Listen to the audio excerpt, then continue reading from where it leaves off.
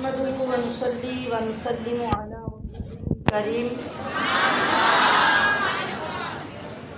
أما بعد فأعوذ بالله من الشيطان الرجيم بسم الله الرحمن الرحيم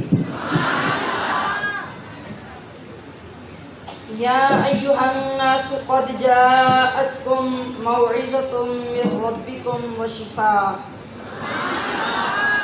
وشفاء لما في الصدور وهدى ورحمة للمؤمنين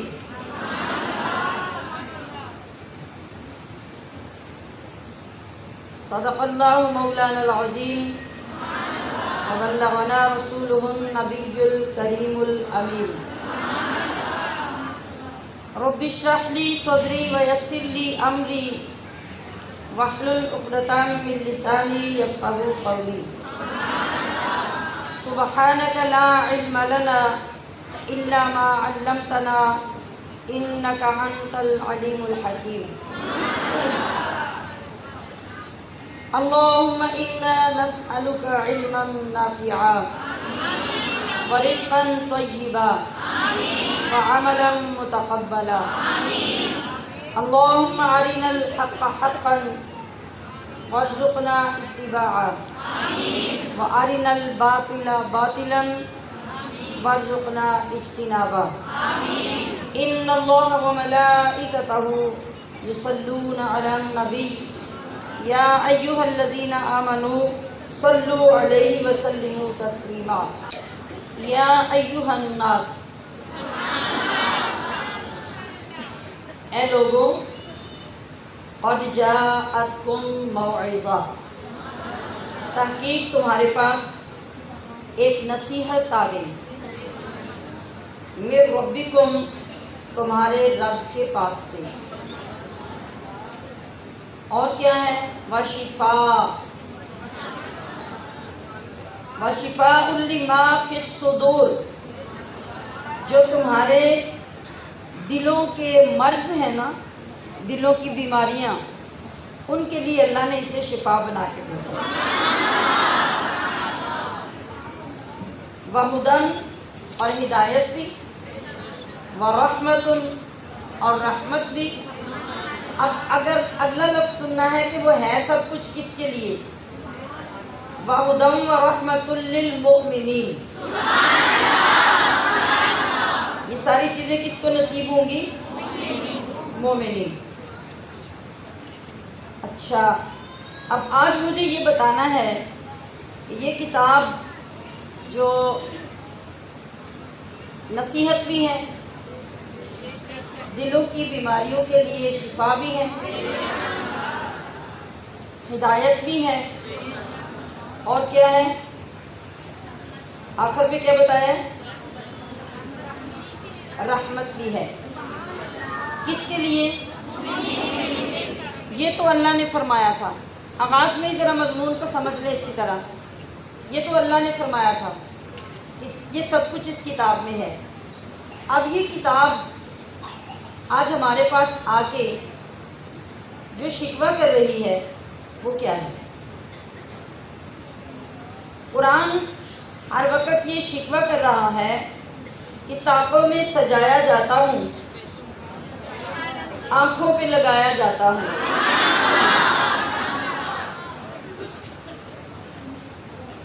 طاقوں پہ سجایا جاتا ہوں، آنکھوں سے لگایا جاتا ہوں، یہ شکوہ ہے۔ سبحان اللہ نے، یہ قرآن کا شکوہ ہے، ٹھیک ہے؟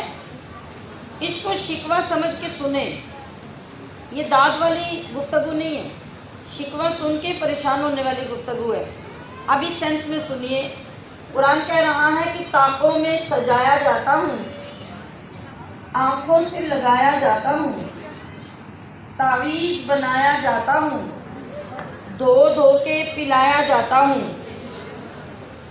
جزدان حریر و ریشم کے اور پھول ستارے چاندی کے، پھر عطر کی بارش ہوتی ہے، خوشبو میں بسایا جاتا ہوں، جس طرح کسی طوطے مینا کو جس طرح کسی طوطے مینا کو کچھ بول سکھائے جاتے ہیں، اس طرح سکھایا جاتا ہوں، اس طرح پڑھایا جاتا ہوں۔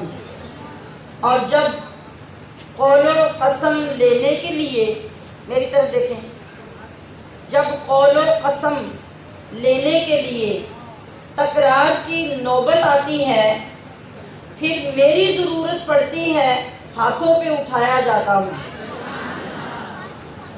قرآن کہہ رہا ہے کہ مجھ سے بس اتنے ہی کام لیے جاتے ہیں، اور جس کام کے لیے میں آیا تھا وہ کام مجھ سے نہیں لیا جاتا۔ ہمیں بحیثیت مسلمان اس بات سے قطعاً انکار نہیں ہے کہ قرآن کریم ہمارے لیے، ہمارے فوت شدگان کے لیے بہترین ایصال ثواب کا ذریعہ ہے۔ اس سے بھی ہمیں انکار نہیں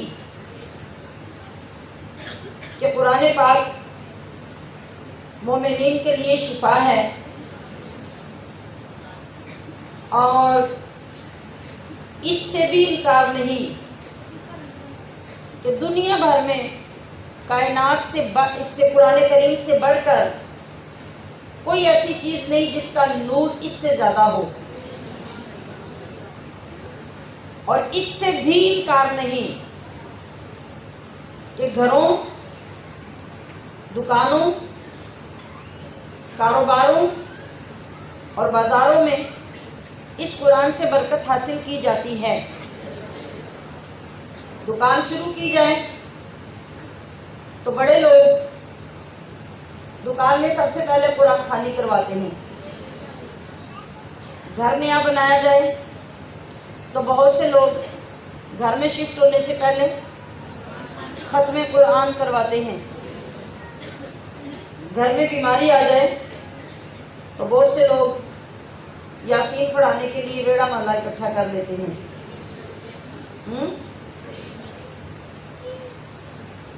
تو علامہ اقبال کہتے ہیں کہ اے انسان، جس قرآن کو اللہ پاک نے ضابطۂ حیات، منشور حیات، پوری زندگی کا نظام بنا کے تیرے لیے بھیجا، تو نے اگر اس قرآن سے تلاش کیا تو صرف موت ہی تلاش کی، یعنی صرف اس قرآن کو مرنے سے پہلے موت کی سختی آسان کرنے کے لیے اور مرنے کے بعد ثواب بھیجنے کے لیے ہی تجھے یہ قرآن نظر آیا کہ بس تیرا اور قرآن کا اتنا ہی تعلق ہے۔ ذرا اس جملے پہ غور کیجئے، اس کو کہتے ہیں غور کرنا، اور یہ غور انسان کے لیے بہت فائدہ مند، بہت نفع بخش اور ترقی کی طرف لے جانے کا باعث بنتا ہے۔ تو یہ علامہ اقبال کے غور کرنے کا نتیجہ ہے کہ انہوں نے قوم کو متوجہ اور متنبہ کیا اور کہا کہ اے قوم، رب نے قرآن کس کس چیز کے لیے اتارا؟ نصیحت بھی ہے، شفا بھی ہے، ہدایت بھی ہے، رحمت بھی ہے۔ تو ان ساری چیزوں میں سے تمہیں کیا پسند آیا؟ تم نے کیا ڈھونڈا؟ صرف یہ کہ موت کی سختی کم کرنے کے لیے یاسین پڑھا لو، مر جائے تو سپارے پڑھا لو، اور وہ بھی پڑھا لو اس لیے کہ آپ کے پاس پڑھنے کا تو ٹائم ہی نہیں ہے نا۔ جو ماں فوت ہو گئی، جس نے آپ کو پیٹ میں پالنا شروع کیا تھا اور جوانی تک پالتی ہی رہی، وہ فوت ہو گئی، آپ کے پاس پورا قرآن پڑھنے کا ٹائم نہیں ہے۔ آپ کیا کرتے ہیں؟ آپ ماں کا حق اس طرح ادا کر رہے ہیں کہ محلے والوں کو زبردستی پارے دے آتے ہیں، مدارس سے بچوں کو گھر میں بٹھا کے اس ماں کے لیے قرآن خوانی کرواتے ہیں جس نے نہ کبھی رات کو اپنا چین دیکھا، نہ دن کو اپنا آرام، نہ بیماری دیکھی، نہ غریبی، سب کچھ تم پہ لوٹا دیا۔ آج وہ مری، نہ تمہیں اس کو غسل کرنے کا طریقہ آتا ہے غسل دلانے کا، اور نہ تمہیں توفیق ہے کہ اس کے لیے پورا قرآن ہی بیٹھ کے پڑھ لو۔ تو یہ ہے ہمارا سلوک قرآن کے ساتھ، اور یہ ہے ہمارا سلوک اپنے رشتوں کے ساتھ۔ جبکہ اللہ رب العزت نے اس قرآن کے لیے مختلف مقامات میں کتنی شانیں، کتنی رحمتیں ہمارے لیے بیان کی۔ آج کی آیت کریمہ میں دیکھیں میں نے کتنی چیزیں پیش کی ہیں۔ نصیحت کیا ہوتی ہے؟ کہ جب کوئی سمجھانے کے لیے آپ کو اچھی بات کہے، اچھا برا امتیاز کے ساتھ بتائے، تو اس کا فائدہ کیا ہوتا ہے؟ آپ اس کو سنیں، آپ اس کو سمجھیں۔ نصیحت اس لیے کی جاتی ہے نا۔ تو قرآن نے اتنا کچھ سمجھایا، اتنا کچھ ہمیں بتایا، اتنی برائیوں اور اچھائیوں میں امتیاز کروایا۔ اب سوال یہ پیدا ہوتا ہے کہ ہم سب اپنے آپ سے سوال کریں، اپنا جائزہ لیں، اپنے اندر جھانکیں اور دیکھیں کہ قرآن کی کتنی نصیحتیں ہمارے اندر محفوظ ہیں۔ ٹھیک ہے؟ پھر تو ہمیں پتہ چلے گا کہ ہم نے قرآن کو نصیحت مانا یا نہیں مانا۔ اس کے بعد اللہ نے فرمایا کہ وَشِفَاءٌ لِّمَا فِي الصُّدُورِ، جو تمہارے دلوں کی بیماریاں ہیں نا، دلوں کی بیماری، دل کی بیماریاں کیا ہوتی ہیں؟ ایک تو دل کی بیماری ہوتی ہے دل بڑا ہو گیا، دل چھوٹا ہو گیا، دل سکڑ گیا، دل دھڑکنا بند ہو گیا، دل کے وال بند ہو گئے۔ ہاں جی، ایک تو یہ ہیں ساری بیماریاں دل کی۔ یہاں صرف یہ بیماریاں مراد نہیں، ان بیماریوں کے لیے بھی علماء نے لکھا کہ جب یہ بیماریاں زور کر جائیں تو اٹھتے بیٹھتے چلتے پھرتے سلام قولا من رب الرحیم پڑھو۔ اتنے یقین سے پڑھو کہ تمہارا دل صحیح دھڑکنا شروع ہو جائے۔ یا پھر یوں پڑھو الا بذکر اللہ تطمئن القلوب، اور پڑھتے جاؤ پڑھتے جاؤ پڑھتے جاؤ، اتنا پڑھو کہ دل کو قرار آ جائے تو شفا مل جائے گی۔ مگر جو قرآن بتا رہا ہے نا، اصل میں دل کی بیماریاں، دل کی بیماری یہ نہیں ہوتی، یہ وہ جو دل لوتھڑا ہے نا خون کا، یہ بیماریاں اس کی ہیں۔ اصل دل کی بیماری کیا ہوتی ہے سمجھتے ہیں؟ جب بندے کا دل بیمار ہوتا ہے تو اس سے کوئی نیکی کا کام نہیں ہوتا، اس سے کوئی اچھائی نہیں ہوتی، ہمیشہ برائی کرتا ہے، برے راستہ اسے پسند آتا ہے، برے لوگ پسند آتے ہیں، بری دوستیاں پسند آتی ہیں، برے تعلق پسند آتے ہیں۔ یہ ساری دل کی بیماریاں۔ اللہ فرما رہا ہے میری کتاب سے جڑ جاؤ، تمہاری ساری بیماریاں ٹھیک ہو جائیں۔ ان کے لیے یہ شفا ہے، وَہُدًى، اور یہ ہدایت ہے۔ ہدایت کیا ہوتی ہے؟ رہنمائی، گائیڈ لائن۔ تو قرآن آپ کو گائیڈ لائن دیتا ہے، آپ کی رہنمائی کرتا ہے۔ اور رہنما کا کام کیا ہوتا ہے؟ وہ آپ کو بتائے کہ غلط کیا ہے، صحیح کیا ہے، آپ نے کدھر چلنا ہے، کدھر چل کے آپ کی منزل ملے گی اور کدھر چل کے آپ بھٹک جائیں گے۔ یہ ہدایت ہے۔ تو قرآن ہمیں ہر قدم پہ رہنمائی دیتا ہے، ہر وقت، ہر معاملے میں، ہر ایونٹ پہ، ہر رشتہ داری کے ساتھ، ہر معاملے میں جب آپ قرآن کھولیں گے آپ کی ہدایت اس کے اندر موجود ہے۔ مگر یہ ہدایت ہے کس کے لیے؟ ایمان والوں کے لیے۔ اب یہاں بڑا قابل غور جملہ ہے، اگر ہدایت ایمان والوں کے لیے ہے، ہم کون ہیں؟ ہم کون ہیں؟ اگر ایمان والے ہیں تو ہمارے اندر ہدایت کیوں نہیں؟ اگر ہدایت نہیں تو ہمارا ایمان کہاں ہے؟ یہ دو سوال ہیں۔ اگر ہمارے پاس ہدایت نہیں تو پھر ہم کون ہیں؟ اگر ایمان والے ہیں تو پھر ہدایت کہاں ہے؟ سوچئے، دونوں جواب آپ کے اندر ہیں۔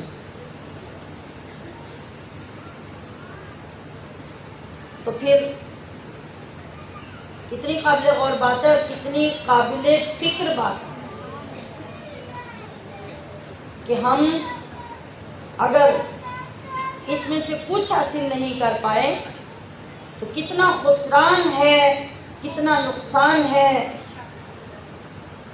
کتنا خسارہ ہے، اور اس خسارے کو کون پورا کرے گا اور کب کرے گا۔ اللہ کا کروڑ بار شکر ادا کریں جس نے ہمیں یہ موقع فراہم کیا اور اس رمضان میں ہمیں اس موضوع کو لے کر چلنے، سمجھنے، سیکھنے کی توفیق عطا کی۔ اب اس توفیق کا شکرانہ یہ ہے کہ ہم بدلنا شروع ہو جائیں، ہم اپنے اندر ایمان زیادہ کرنا شروع ہو جائیں، ہم اس ہدایت کو تلاش کرنا شروع ہو جائیں جو اس قرآن میں ہمارے لیے ہے، جو ہمارا حصہ ہے ہم اس کو وصول کرنا شروع کر دیں، اور جو نقصان کر چکے ہیں اس پہ شرمندہ ہونا شروع ہو جائیں اور اس کا ازالہ کرنا شروع کر دیں۔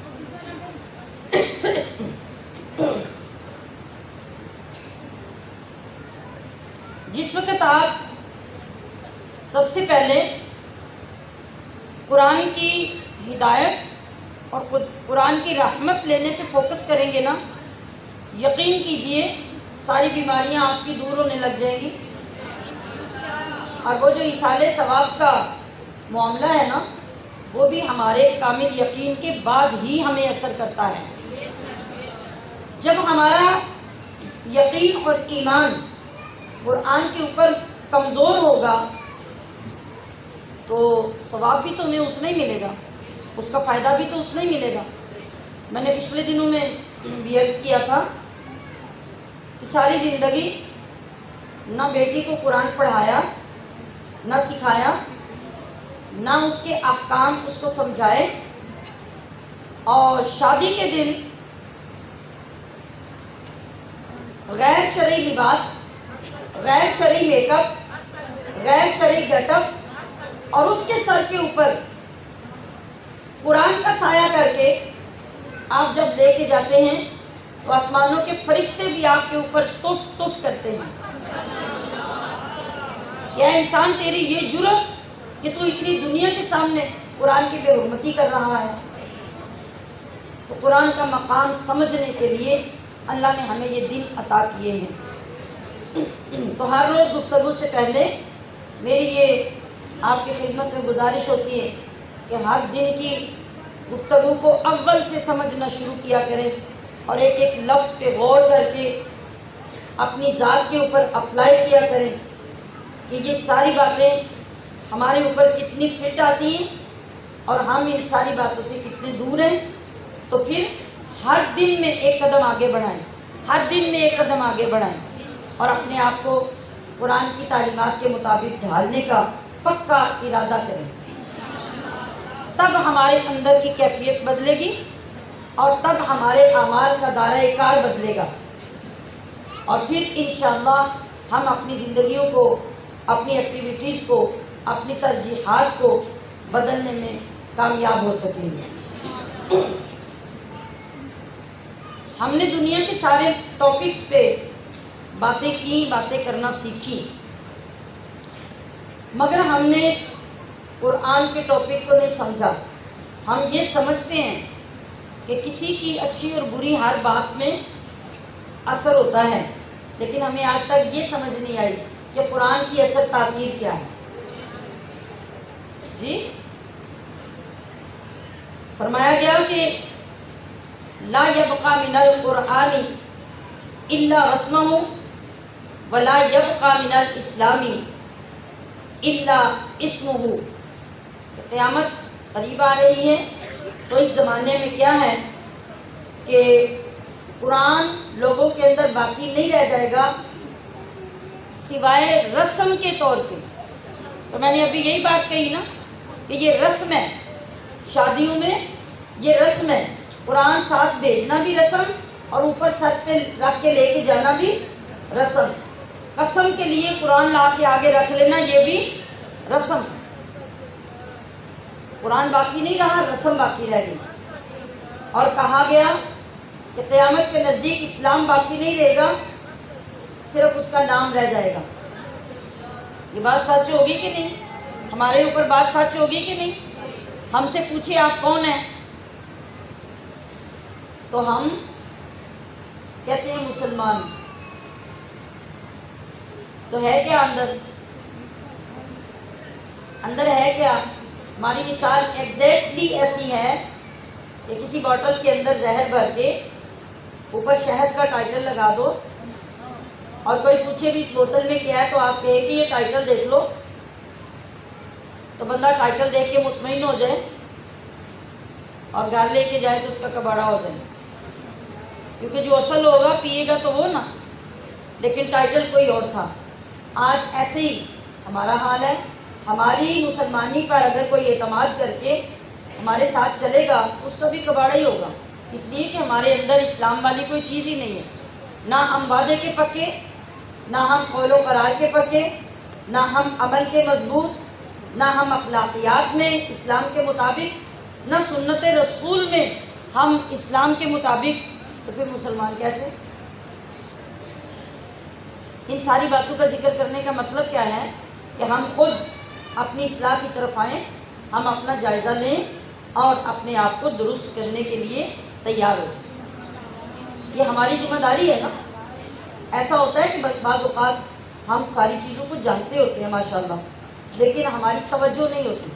جب کوئی دوسرا بندہ توجہ دلاتا ہے تو پھر ہم متحرک ہو جاتے ہیں اور ہمیں سوچ آتی ہے کہ بھئی یہ بات تو واقعی ٹھیک ہے، میرا تو اس طرف دھیان ہی نہیں گیا اور جانا چاہیے۔ تو اللہ کرے کہ میری ان گزارشات پہ آپ سب کے دل سے آواز اٹھے کہ ہمارا بھی ان چیزوں کی طرف دھیان نہیں گیا اور اب جانا چاہیے انشاءاللہ۔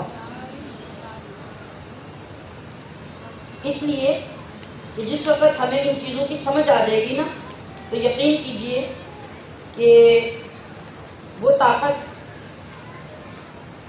وہ خزانہ جو 1500 سال پہلے قرآن نے متعارف کروایا تھا اور جس کی وجہ سے انسانوں کی اصلیت بدل کر رہ گئی تھی۔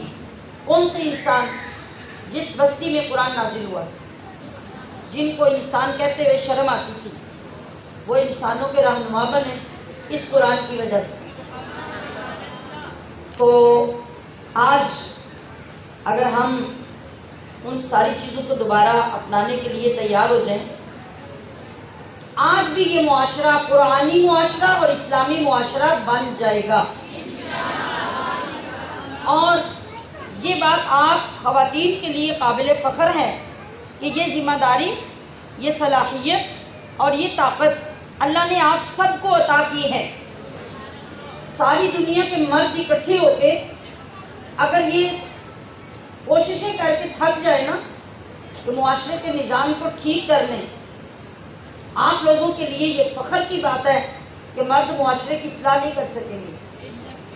2-4 خاندانوں کی خواتین اٹھ جائے نا اور وہ عہد کر لیں کہ ہم نے اپنا معاشرہ ٹھیک کر کے چھوڑنا ہے، تو یقین کیجیے 1 سال لگے گا، آپ کا ارد گرد کا سارا علاقہ نور علی نور ہو جائے۔ یہ میں نہیں کہہ رہی، یہ اللہ کے رسول اور رب خود فرما رہا ہے۔ یہ صلاحیت اللہ نے آپ کو عطا کی ہے۔ 10 مرد ایک گھر میں ہوتے ہیں نا، گھر جنگل ہوتا ہے، کوئی بندہ اس گھر میں چلا جائے نا، اس گھر میں ویرانیاں نظر آئیں گی۔ ایک عورت ان 10 مردوں کے ساتھ اس گھر میں ہو نا تو گھر چمکتا دمکتا بارونق لگتا ہے۔ یہ اللہ کی تقسیم ہے، یہ اللہ نے آپ کو انفرادیت عطا کی ہے۔ جو اللہ نے آپ کو ایک مقام، ایک شان، ایک اسپیشلٹی عطا کی ہے، آپ اس کو ضائع کر کے کیوں محرومیاں اپنا مقدر بناتے ہیں؟ آپ کو تو خوشی ہونی چاہیے کہ جو میں کام کر سکتی ہوں طاقتور مرد بھی نہیں کر سکتا، تو آپ کریں، آپ اپنی صلاحیتیں بروئے کار لگائیں، آپ اپنا آپ منوائیں اور دنیا کو بتائیں کہ یہ کام میرے ہیں، میرے سوا کوئی نہیں کر سکتا۔ مگر افسوس کہ حوا کی بیٹی اور سیدہ فاطمہ کی غلام کی اس راستے پہ چل پڑی۔ اس نے نہ صرف اپنے آپ کو برباد کیا، اس نے زمانوں کو برباد کرنا شروع کر دیا، خاندانوں کو برباد کرنا شروع کر دیا، شیطان اور شیطان کی ذریت نے عورت کو اس کام میں لگا دیا جس کو دیکھنے کے بعد خاندانوں کے خاندان سر اٹھانے کے قابل نہیں رہتے الا ماشاء اللہ. مگر اسی زمانے میں، اسی معاشرے میں آج بھی ہماری بہت پاک باز عورتیں موجود ہیں، بہت نیک، بہت متقی خواتین موجود ہیں آج بھی، جن کا کلام، جن کا نام اسلام اور قرآن کے ساتھ پہچانا جاتا ہے. تو اگر ہم بھی اس پاکیزہ جماعت میں شامل ہو جائیں تو انشاءاللہ ہمارا نام بھی قیامت تک کے لیے روشن ہو سکتا ہے. اور یہ قرآن کے بغیر ممکن نہیں ہے. یہ پاکیزگی جو ہمارے معاشرے کی گندگی کو ختم کر سکتی ہے، یہ قرآن کی دولت اور اسلام سے پیار ہی ہے. حضرت عمر فاروق کا زمانہ ہے اور مسجد میں لوگ نماز پڑھنے کے لیے آتے ہیں. مسجد کے قریب ایک خوبصورت عورت ہے، اس کا گھر ہے. وہاں ایک نوجوان روزانہ نماز پڑھنے آتا ہے. گلی میں نکلتا ہے تو روزانہ کسی نہ کسی طرح اس عورت سے آمنا سامنا ہو جاتا ہے. روزانہ دیکھنے کی وجہ سے انس پیدا ہوا اور شیطان نے اپنا کام کیا. اس نوجوان نے ایک دن پاس سے گزرتے ہوئے اپنے ارادوں کا اظہار کر دیا، محبت کا اظہار کر دیا اس عورت کے ساتھ. میں نے کہا کہ عورت جب نیک ہوتی ہے تو فرشتے جھک کے سلام کرتے ہیں. کیا کمال کی نیکی اللہ نے اس عورت میں رکھی تھی، اور کیا غیرت ایمانی اور قرآن اور صاحب قرآن سے عشق تھا. نوجوان نے اظہار تو کر دیا، عورت کھڑی ہو گئی. اس نے کہا کہ مجھے تمہاری محبت قبول ہے مگر میری ایک شرط ہے. کہا شرط؟ ماننے کے لیے تیار ہوں. آپ کو معلوم ہے نا کہ جب یہ مرحلہ ہوتا ہے نا محبتوں کا تو یہاں ہی وہ جملہ مشہور ہوتا ہے کہ تیرے لیے تو ستارے بھی توڑ کے لانے کو تیار ہے. نہ آج تک کوئی غیرت مند ستارے توڑ کے لایا اور نہ کسی نے اپنا وعدہ پورا کیا. تو نوجوان نے کہا کہ میں شرط ماننے کے لیے تیار ہوں. عورت نے کہا کہ میری شرط یہ ہے کہ جس مسجد میں حضرت عمر فاروق نماز پڑھاتے ہیں 40 دن کوئی نماز قضا کیے بغیر ان کے پیچھے نمازیں پڑھ لو، مجھے تمہاری محبت قبول ہے. نوجوان نے کہا کہ یہ تو کوئی بات ہی نہیں کہ میں کرنے کے لیے بڑی خوشی سے تیار ہوں. اسی دن سے نوجوان نے باقاعدگی شروع کر دی. 40 دن 5 نمازیں باقاعدگی سے حضرت عمر فاروق کے پیچھے پڑھتا رہا. 40 دن پورے ہو گئے. عورت بھی گن گن کے گزار رہی تھی، مرد تو لگ گیا اس کام میں جو پڑھ رہا تھا. اب جب 40 دن پورے ہو گئے نا تو مسجد سے جب نکلا تو عورت سامنے گلی میں کھڑی ہے. اب عورت تو کھڑی ہے، وہ جو نوجوان 40 دن نمازیں پڑھ کے نکلا اب اس کی نظریں یوں ہیں اور یوں ہی نظریں جھکائے ہوئے جب گزرنے لگا نا اب عورت نے آواز دے لی. کہا کدھر؟ وعدہ تو آج پورا ہوا ہے اور تمہیں کوئی التفات ہی نہیں، میری طرف توجہ ہی نہیں. کہا کہ اب نہیں، اب جو 40 دن کی میں نے نماز حضرت عمر کے پیچھے پڑھ دی تو اس عمر نے میری محبت کا تعلق اوپر جوڑ دیا. اب تیرے ساتھ میری محبت نہیں ہے، اب میری محبت میرے رب کے ساتھ قائم ہو گئی ہے. سامعات محتشم، کاش کے آج کے علماء بھی مسجدوں میں حضرت عمر فاروق کا کردار ادا کریں. کاش کہ آج بھی قرآن پڑھنے والوں کی آوازوں میں وہ تاثیر پیدا ہو جائے کہ ہمارے نوجوانوں کے دلوں میں قرآن کی تاثیر اترتی جائے اور غیروں کی محبتیں ختم ہو کے رب سے محبت پیدا ہو جائے. اور اسی طرح کاش کہ ہماری نوجوان بیٹیوں کے اندر بھی قرآن کی وہ تاثیر اترے، قرآن کی وہ محبت پاکیزگی پیدا کر دے، نظروں کی وہ طہارت پیدا کر دے کہ کسی اور کی طرف نظریں اٹھنے کی بجائے اپنے قرآن کی طرف اور صاحب قرآن کے جمال کی طرف نظریں اٹھنا شروع ہو جائیں. مگر آج تو کیا ہوتا ہے، محافل کے نام پر نکلنے والی جنریشنز جو کارنامے سر انجام دیتی ہیں وہ بھی ہمارے سامنے ہیں.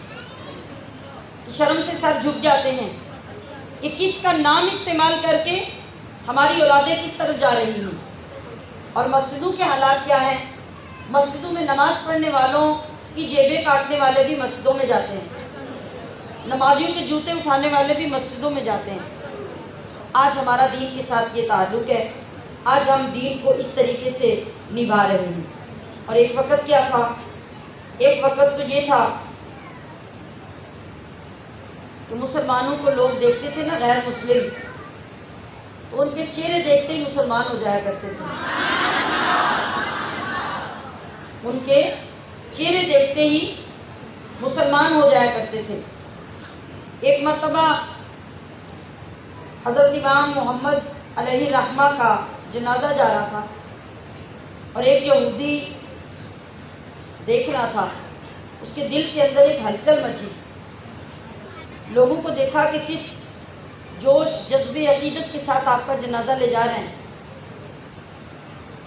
اس نے سوچا کہ میں بھی تو آگے بڑھوں، بھلا اس میں کیا راز ہے. فوت ہو چکے ہیں حضرت امام محمد، جنازہ جا رہا ہے. آگے بڑھ کر مسلمانوں کے ساتھ مل کے جنازے کو کندھا دیا.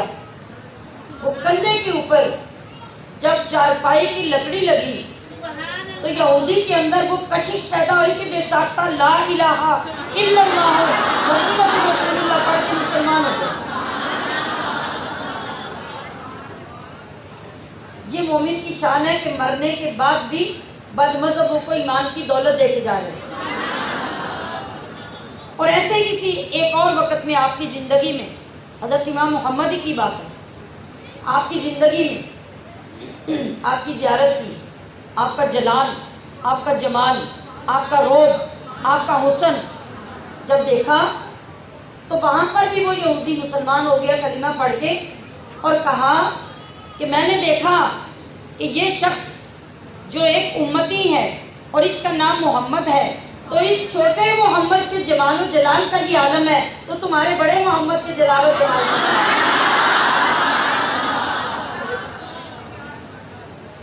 یہ ہمارے رخ، ہمارے گیٹ اپ، ہماری شکل و صورت اور ہمارے کردار تھے. مسلمان مرد ہے یا عورت ہے، لیکن آج اس قرآن کا دامن چھوڑنے کی وجہ سے، اس سے دوری کی وجہ سے ہم کس طرف نکل پڑے، ہمارے حالات کیا ہو گئے.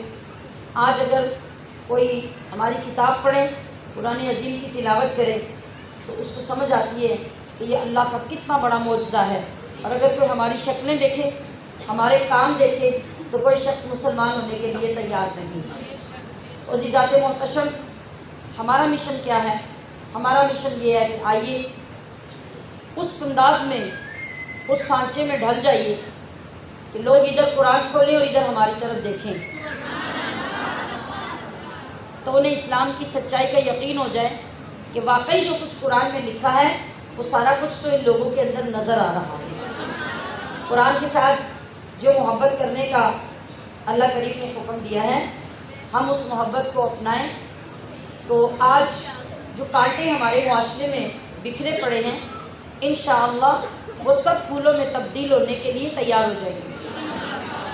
آج جو خواری اور ذلت ہمارا مقدر بن رہی ہے، انشاءاللہ یہ سب سرداری اور عزت میں تبدیل ہونا شروع ہو جائے. وہ مقام جو ہم نے قرآن کا دامن چھوڑ کر کھو دیا، قرآن کا دامن پکڑ کر دوبارہ حاصل کرنے کے قابل ہو جائیں گے۔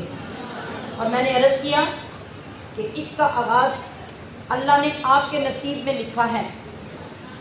ہر جگہ پر جب یہ کہا جاتا ہے کہ انسان کی تربیت میں پہلا اور انتہائی اہم کردار عورت کا ہے، یہاں تک کہا جاتا ہے کہ انسان کی پہلی درسگاہ عورت کی گود ہے۔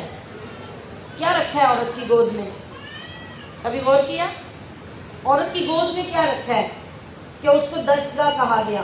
یہ پتہ کن ماؤں کی گودیں درسگاہ بنی تھی اور بنتی رہیں اور اس لیے گود کو درسگاہ کا نام دیا گیا؟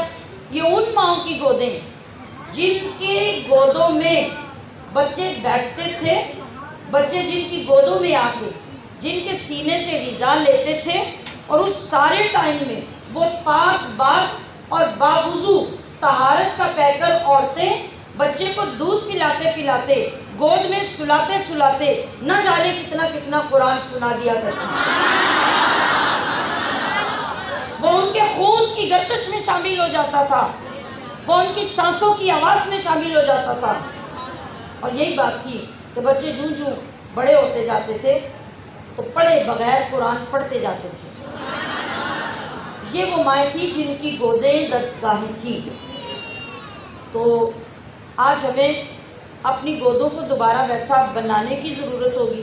آپ دیکھیں کہ آپ کی وہ بچی جس کو آج آپ نے بیاہا، شادی کر کے بھیجا، آپ نے اس کو گریجویشن کروائی تھی، ایم اے ڈبل ایم اے کروایا تھا، ایم فل کروایا تھا، اس سارے عرصے میں کتنی مائیں گرمیوں کی چھٹیوں میں ہمارے پاس صرف اس لیے آتی ہیں اس نوجوان بچی کو لے کر، یہ 2 ماہ کی، 1.5 ماہ کی، 15 دن کی اس کو چھٹی ہے، تو ہم نے سوچا یہ 15 دن مدرسے میں دین سیکھ لے، 15 دن، 1 مہینہ، 1.5 مہینہ دین سیکھ لے۔ کتنی بڑی توہین ہے دین کی! سوچیں یہ ساری مائیں جو بیٹھی ہیں، سوچیں ذرا کتنی بڑی توہین ہے۔ آپ کو کبھی خیال نہیں آیا کہ ہم یہ کیا بات کرنے کے لیے جا رہے ہیں؟ جس ایک کتاب کو پڑھنے پڑھانے میں 1500 سال ہونے لگے ہیں، اور دنیا کا بڑے سے بڑا مفسر قرآن آج تک یہ نہیں کہہ سکے گا کہ میں نے قرآن کو پڑھنے یا پڑھانے کا حق ادا کر دیا۔ آپ 15 دن میں وہ دین بیٹی کو سکھانے چلی ہیں۔ کس بیٹی کو؟ جس کی بنیاد کا بیڑا غرق کر دیا آپ نے، جس کو نہ ماں کی عزت کا پتہ نہ باپ کی عزت کا پتہ۔ بیٹی کو کیا عزت سکھائی جاتی ہے گھر میں؟ ماں کی کیا ذمہ داری ہے کہ اس کو یہ سکھائے کہ باپ گھر آ جائے تو ٹانگیں لمبی کر کے نہیں بیٹھنا، باپ گھر آ جائے تو تیرا سر دوپٹے سے چادر سے ڈھک جانا چاہیے، باپ گھر آ جائے تو تیرے سینے پہ کپڑا آ جانا چاہیے۔ یہ باپ کا ادب ہے۔ آج مائیں کیا سکھا رہی ہیں؟ آج وہ جوان بیٹیاں کیا کر رہی ہیں؟ آپ جا کے پارکوں میں دیکھیں، ہوٹلوں میں دیکھیں، کلبوں میں دیکھیں، تو آپ کو یہی پتہ نہیں چلتا کہ یہ باپ بیٹی ہیں، یہ دونوں گرل اور بوائے فرینڈ ہیں۔ یہ ہمارے مسلمان باپوں کی غیرت گر چکی ہے، پستی کا یہ عالم ہو چکا ہے۔ اب آپ چلیں 15 دن میں اس بیٹی کو دین سکھانے، تو آپ کیا کر رہے ہیں دین کے ساتھ؟ آپ کیا کر رہے ہیں اسلام کے ساتھ؟ آپ کتنا ظلم کر رہے ہیں اپنی نسلوں کے ساتھ۔ اب آپ اس بیٹی سے کہیں کہ آپ کو 10 مہمان آ گئے ہیں، ان کے لیے کھانا بنا دے۔ کتنے گھروں کی بیٹیاں ہیں جو کالج یونیورسٹی جانے تک ساتھ ساتھ سگڑ بن چکی ہوتی ہیں، ان کو کھانا بنانا آ چکا ہوتا ہے، 10 مہمان آ جائے تو فوری طور پہ ان کو ہینڈل کر سکتی ہیں، ان کی ضیافت کر سکتی ہیں۔ اب یہ بیٹی جب ماں بنے گی، جا کے فوری شادی ہو گئی، اب یہ ماں بنے گی تو کیا کرے گی؟ وہ اپنی پینٹ سنبھالے گی یا بچے کی پینٹ سنبھالے گی؟ اسے دیکھ کے نہ پتہ چلتا یہ باپ ہے، نہ پتہ چلتا یہ ماں ہے۔ کیا وہ آپ کے بچے کی تربیت کرے گی؟ کیا وہ آپ کی بیٹی آگے آنے والی اولاد کو دین سکھائے گی، وہ قرآن سے محبت پیدا کروائے گی. سوچئے، یہ باتیں ہمارے سوچنے کی ہیں، اور بڑے ادب سے میری گزارشات ہیں. ان کو مائنڈ کیے بغیر میری ذمہ داری سمجھ کے اور اپنے لیے اس کو فرض سمجھ کر سوچئے. یہ ہمارے سوچنے کی باتیں ہیں. انشاءاللہ اس پہ کل بات کریں گے، کل کے دن میں، کہ ہمیں اولاد کو سب کچھ پڑھانا ہے، سب کچھ سکھانا ہے، مگر اس کا ضابطہ کیا ہے، اس کی ترتیب کیا ہے، اس کا طریقہ کیا ہے. ٹھیک ہے؟ تو مائیں جو ہیں، ماؤں کی گودیں، یہ بچے کی پہلی درسگاہ ہے. جب ایسی ماں ہی نہیں ہوگی تو گود درسگاہ کبھی نہیں بن سکتی. اب ہمارے سامنے آپ سب جو تشریف فرما ہیں، میں یہ کہوں گی کہ آپ سب مائیں ہیں. عورت جو ہوتی ہے نا، عورت پیدا ہوتے ہی ماں ہوتی ہے.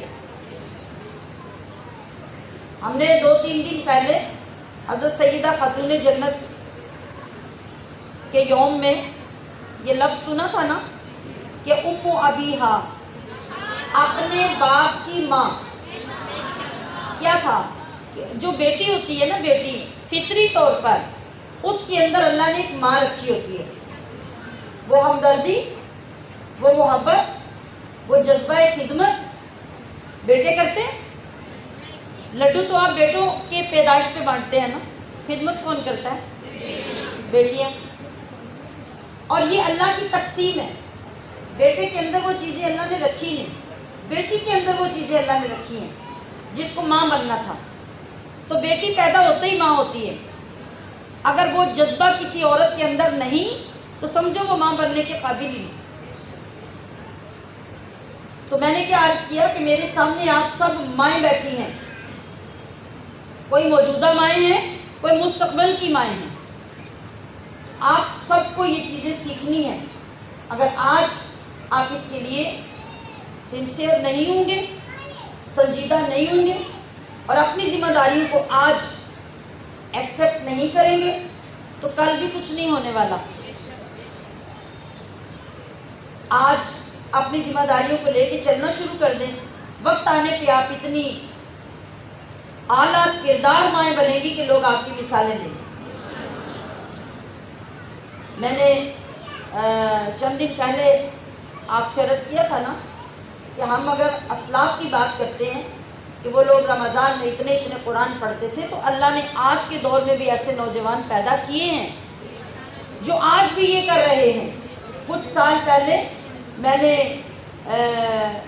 آپ کے کسی محفل میں بیان کیا تھا کہ پچھلے بہت سالوں سے سیالکوٹ کی ایک مسجد میں نماز تراویح پڑھائی جا رہی ہے. ہر 3 دن کے بعد قرآن تراویح میں مکمل ہوتا ہے. تو رمضان میں کتنے قرآن صرف تراویح میں مکمل ہوئے؟ ملٹیپلائی کریں ذرا. 10 قرآن تراویح میں کھڑے ہو کر 10 سپارے روزانہ کے، 10 سپارے روزانہ کے.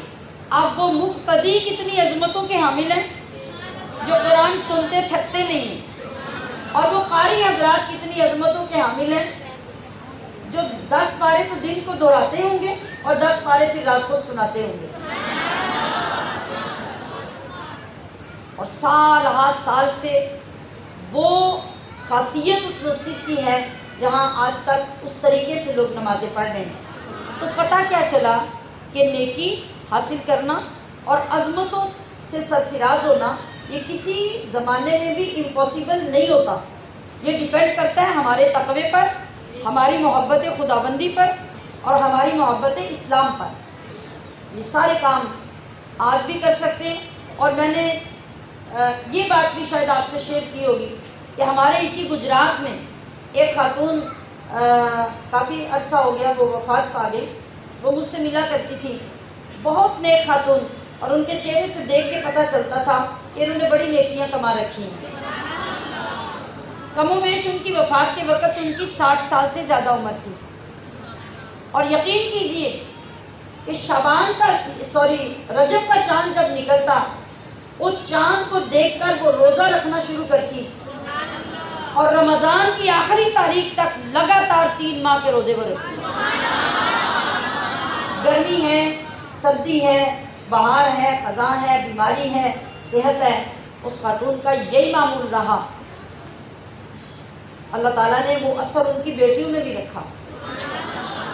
فوت ہونے تک میرے علم میں یہ بات ہے کہ وہ خاتون اسی معمول پہ چلتی رہی. تو وہ کوئی 2 صدیاں پیچھے کی تو نہیں نا، زیادہ سے زیادہ انہیں فوت ہوئے 15 سال ہوئے ہوں. تو کیا یہ توفیق ہم اپنے رب سے نہیں مانگ سکتے؟ مانگ سکتے ہیں نا. ہاں، ہمارا اپنا خیال اور ہماری اپنی توجہ اس طرف نہیں ہوتی. آپ میں درجنوں لوگ ایسے ہیں الحمدللہ جو آج بیٹھ کے ارادہ کریں اللہ آپ کو یہ ساری توفیقات عطا فرما سکے. تو ہمیں نیک لوگوں کی گفتگو سننے کا فائدہ اسی صورت میں ہو سکتا ہے جب ہم ان کو اپنا کر ہم ان کے پیچھے چلنے کی کوشش تو کریں. ہماری ذمہ اللہ نے اتنے کام رکھا ہے. یقین کیجئے کہ کام کو پورا کرنا ہمارے ذمہ ہرگز نہیں ہے. ہمارا کام کیا ہے؟ کہیں چلنا ہے نا تو یہاں بیٹھ کے یا فائنل نہیں کر لیں کہ نہیں مجھ سے نہیں چلنے ہوگا، میں نہیں جا سکتی، یہ میرے بس میں نہیں ہے. اللہ فرماتا ہے کہ آپ یہ مت کہو، آپ کہو کہ یا اللہ میں تیار ہوں، میں نے یہ نیکی کا کام کرنا ہے تو میں تیار ہوں. اور آپ اٹھ کے کھڑے ہو جائیں. دین کا مزاج یہ ہے کہ آپ اٹھ کے کھڑے ہو جائیں. اب دیکھیں رب چلاتا کیسے. اللہ نے آپ کو بیٹھے ہوئے نہیں چلانا، یہ اللہ کا مزاج ہے. آپ اٹھیں، آپ ارادہ کریں، آپ سنجیدہ ہو جائیں، مخلص ہو کر کھڑے ہو جائیں. آپ دیکھیں پھر رب آپ کو چلاتا کیسے. اتنا کام آپ کے ذمہ ہے، اگلا کام رب کے ذمہ ہے. جب اس پہ ہمیں یقین حاصل ہو گیا تو کوئی طاقت آپ کو نیکی سے، تقوی سے، پرہیزگاری سے روک نہیں سکتی. اللہ رب العزت کی بارگاہ میں دعا ہے کہ وہ کریم مالک ہمیں ان ساری باتوں پر اس طرح عمل کی توفیق عطا کر دے جس طرح عمل کرنے سے وہ راضی ہوتا ہے.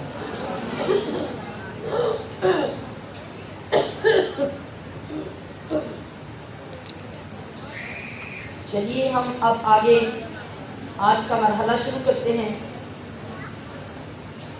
اس پاک کلام کی نورانیت کو اپنے سینے میں اتارتے ہیں جس نے ہماری کایا پلٹنی ہے، جس نے ہمارے حالات کو بدلنا ہے انشاءاللہ العزیز.